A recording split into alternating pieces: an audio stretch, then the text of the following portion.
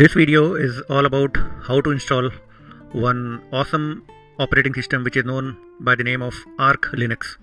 Now this channel is though peculiar to the blockchain nuts and bolts, but what am I doing here with this video post that is peculiar about the installation part. So the thing is that while in one of the videos, the onset videos, wherein I had advised for all the onset learning guys who are looking forward for learning blockchain, so to get familiar with various Linux operating systems.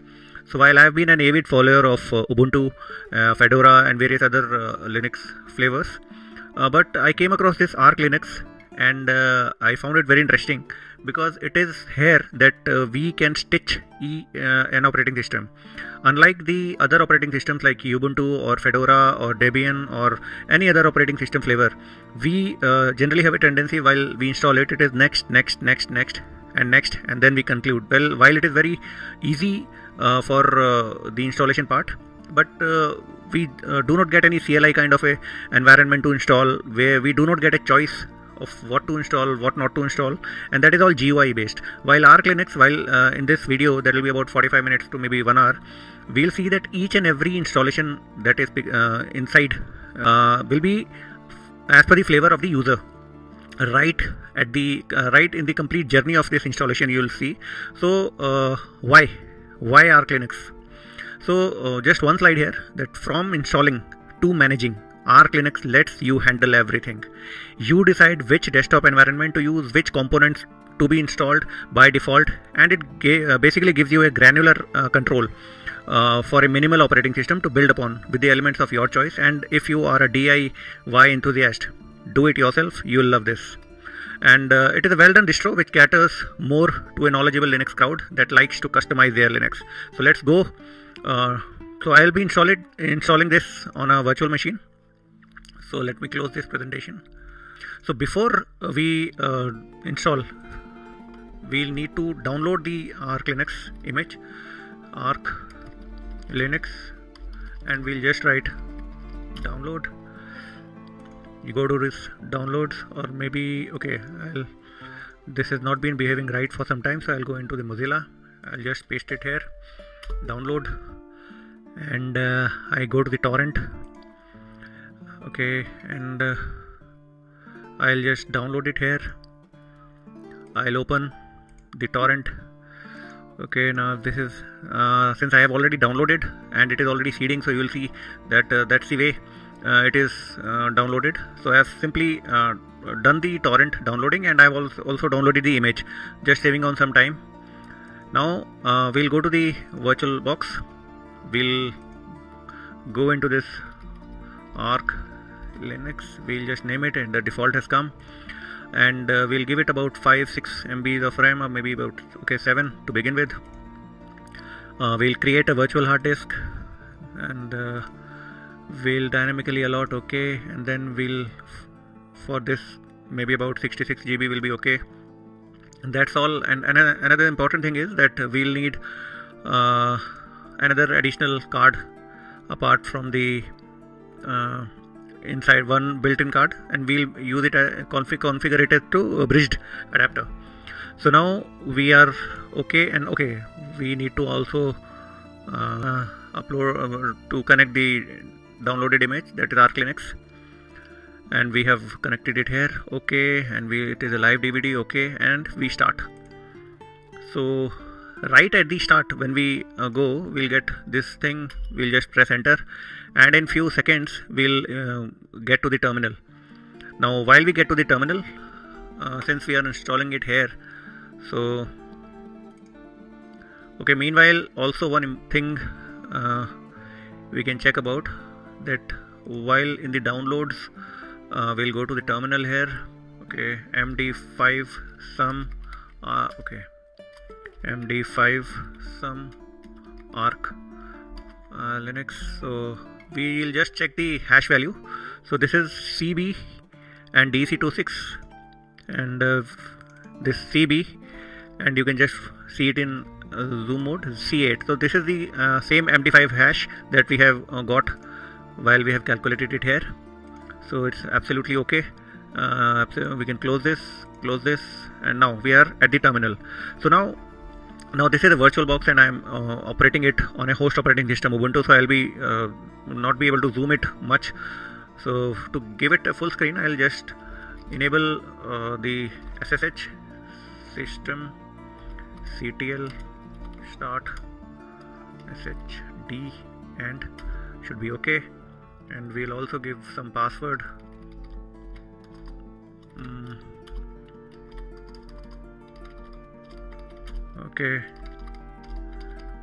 Okay, it is updated. And okay, and what is the IP address which is coming? So we are getting 192.168.1.43. so to make it full screen, I'll just SSH from my host and SSH root @192.168.1.43. so we are here, and yes, and we enter the password and we are ready to start. So now this is the terminal that we have got on our desktop, which I have got from the host operating system. And now we'll start with the installation part. So these are the steps which are all available at the Arch Linux wiki site that I'll show you and also mention in the description. So we'll start with the time date CTL setup. So this is just setting up the time date setup. So it is okay. So now we'll just check the status. So it is fine. The time is 30th December 21 and it is absolutely okay and matching with my operating system. And now we'll do local CTL list key maps. So this is to check the keyboard layout. By default it is the US keyboard that is available, so I'll just quit it here since I'll not make any changes. So since I also use this same LS US keyboard. Now we'll get to the hard disk part, configuring it. So this is the current state that we had configured. The hard disk is about 866 GB, and then rest are the loop and SR0. So now we'll have to define the swap space and main hard disk part. So here we need to partition this 66 GB hard disk. So now for that we'll simply use the famous fdisk. So fdisk dev sda. The fdisk command line is a utility that provides disk partitioning functions preparatory to defining the file systems, and it features in DOS. Most of you would be aware what fdisk is all about. So we'll just give out some steps here to define the swap space and the normal hard disks. We will say P primary 1 default. It is, again we'll take it as default only, and here we'll define it as about 8 GB. That's the swap space. You can keep it to about 2 GB, 8G or 6G or 4G, whatever. So to be on the more safer side, 8G I am using it here, and therein created a new partition 1 of Linux type, and then we come again and we say T small t, and that's we need to choose the hex code here. So we'll just list out all the hex codes. So we are interested in creating a swap space, so the alias is 82, so we'll just say 82, and that's it. And now we'll again create the new partition, that is for the main hard disk. So here we say N, we say P, and then it is all default.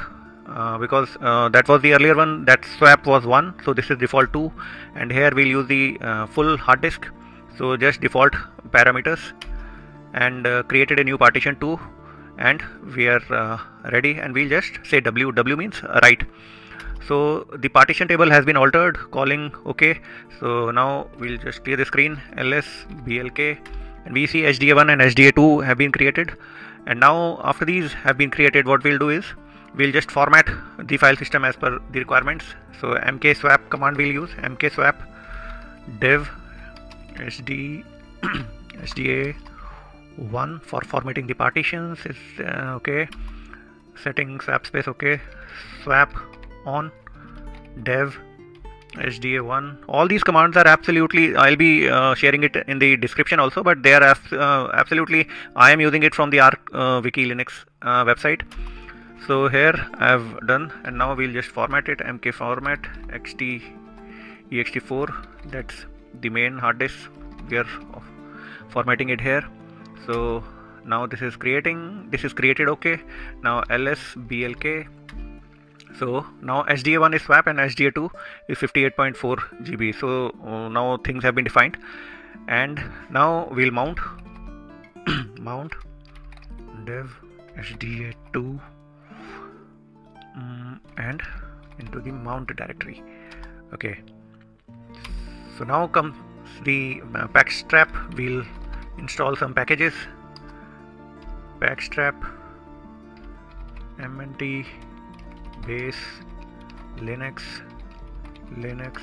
firmware nano intel u code. So we just need to be careful about the spellings. Pack mnt base. So this basically, the command is used to create a new system installation from scratch, this packstrap command, and the specified packages will be installed in a given directory after they have been mounted. So packstrap is the command, and the packages that we are installing here are the Linux and the Linux firmware. Okay, what is this? ANO firmware Intel Nano. Okay, so here we are. So it will take maybe a minute.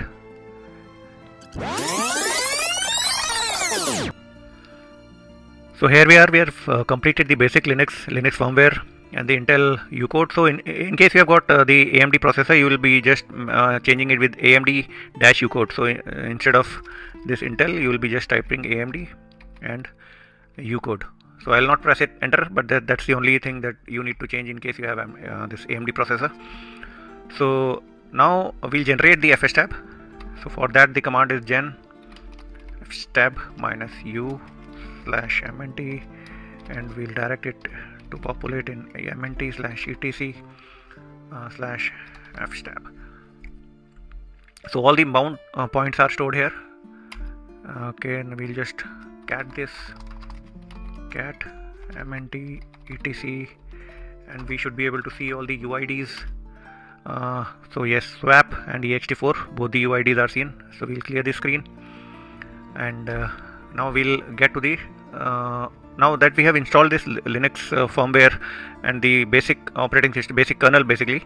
So now we'll get to the Arch terminal. So for that, we'll just say arch root /mnt, and we'll get to see the new terminal. So from root @arch ISO, we'll so we've got this new terminal that says root @arch ISO. So now again we'll clear the screen, time, date, CTL list, time zones, and we have all these options to go for. So I'll just simply, since I am in India, so I will be using this Calcutta, and so time, date, CTL. Okay, time, date, CTL list, time zones. I'll just grep col, and I should see Asia Kolkata. So to install this, I'll just have to create a link, ln-sf/user/share zone info, and then Asia. Then here you have to be particular about the spellings since the tab doesn't work. So etc/local time. So I'll just check up. Okay, I have missed out the N here. ln-sf user share zone info Asia Kolkata etc. So absolutely okay. So now we just sync it, ahw clock -sys tohc. So it sets the hardware clock to the current value of system clock. So it is set.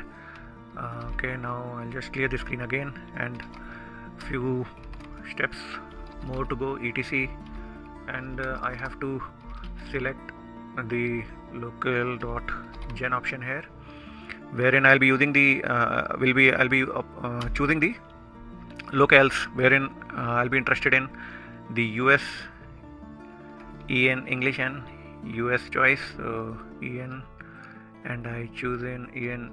Okay, where is it? EN. Yeah.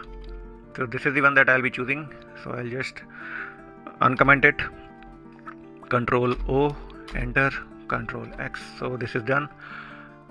So now we'll define the host name, nano etc host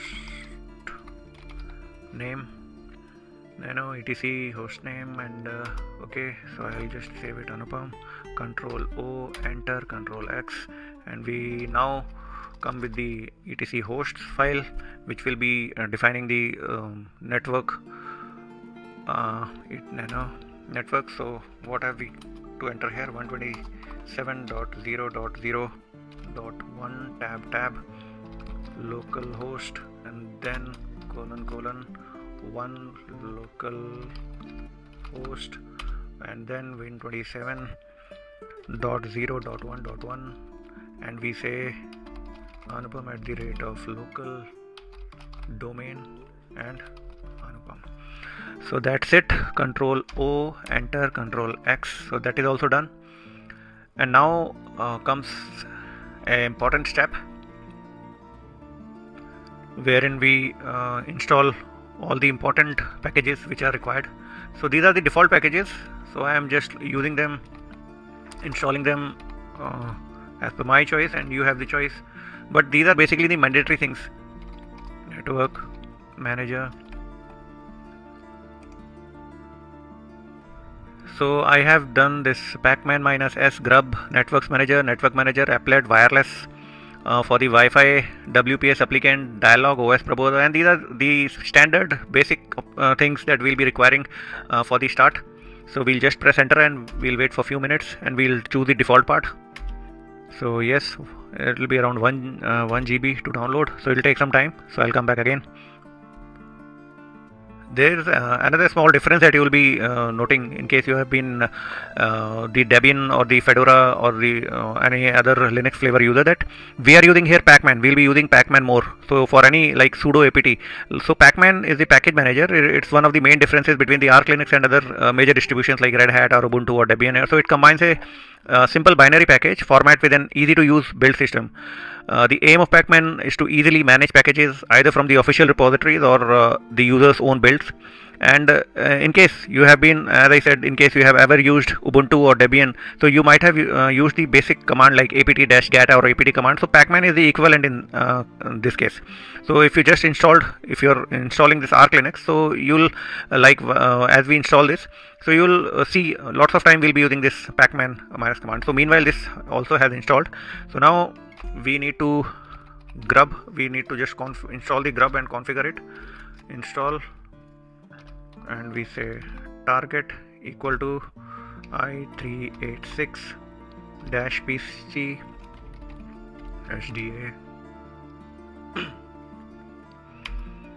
So installing it is finished, so no error reported. So now we'll just make the grub file, grub -mk config -o/boot/grub/grub.cfg. So grub -m just okay, so everything is okay, so it should generate the file. So everything is done, and now few small things. System ctl, I'll just enable the Bluetooth. A link will be created. Okay, Bluetooth, and okay, so the system link has been created. Now I also enable the network manager,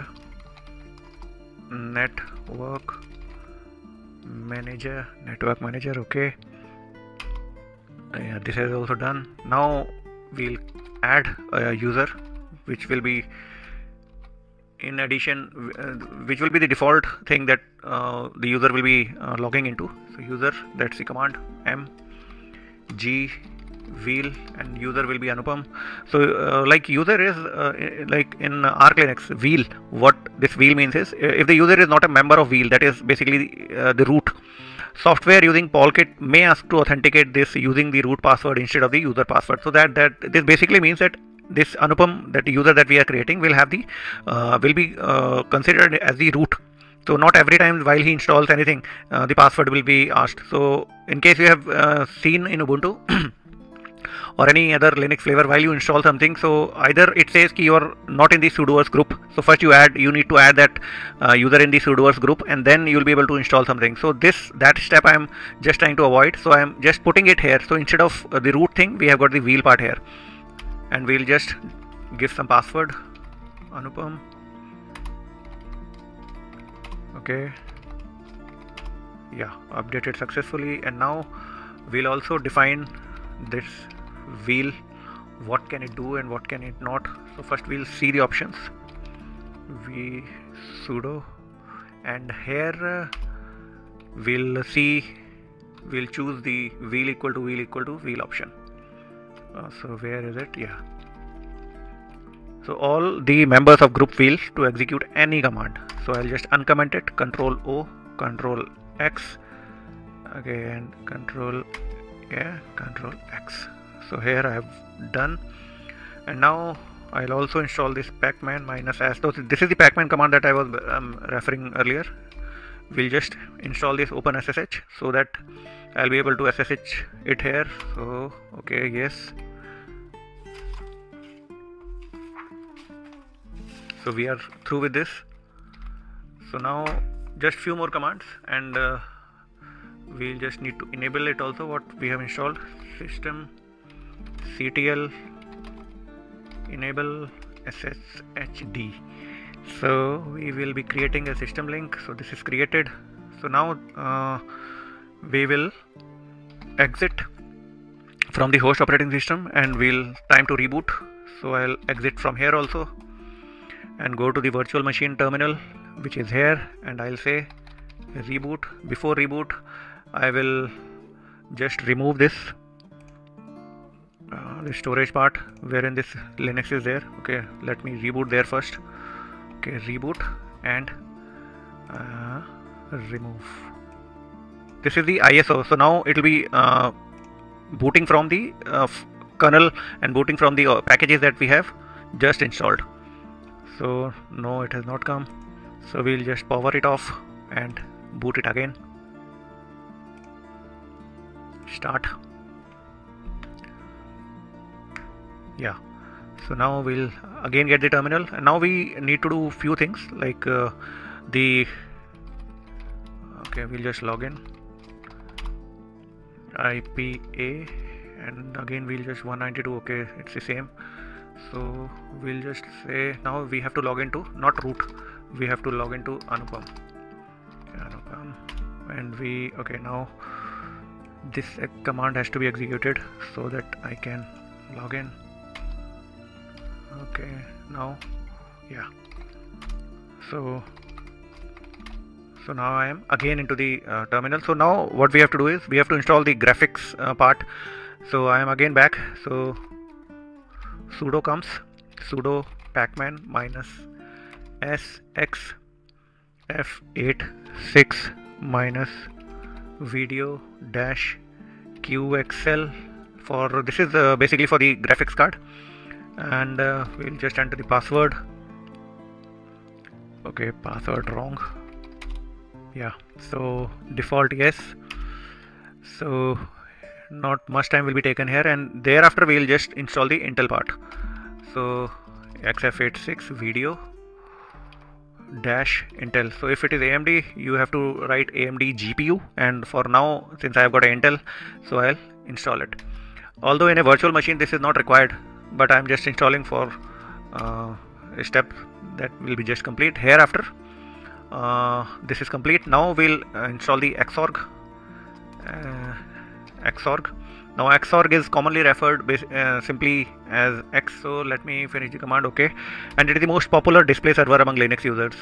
So I'll just say all yes, and it is again started. So it's the XOR part, the Ubiquiti has led to making it ever present requisite for the GUI application. So while we'll be logging into when we first reboot again, we'll be getting the GUI part. So this XOR plays an important role there, and hereafter we'll be okay. Now this is complete.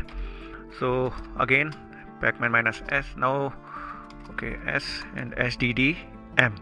So sddm is the simple desktop display manager. Let's say okay, default, yes, okay. So now it is started. Yeah, so it is also complete. So now we have to system enable sudo system ctl enable sddm. Yeah, okay. And now clear the screen, sudo pacman minus s, and we are installing the KDE environment, KDE applications package kit -qt5 and scan light. So again this is not going to take much of time. Package kit, yeah, okay, the thing is okay. So now default all and default all, and we'll go with the default, again here with the default, again here with the default, and proceed with the installation. So it is about 1 GB, so now will not take much time. And hereafter, once this command is completed, we'll enable, we have already enabled the SDDM. For one small part we'll install one mandatory thing, that is the LibreOffice, and one JIT also. So these are again small commands, so let's wait for this to complete.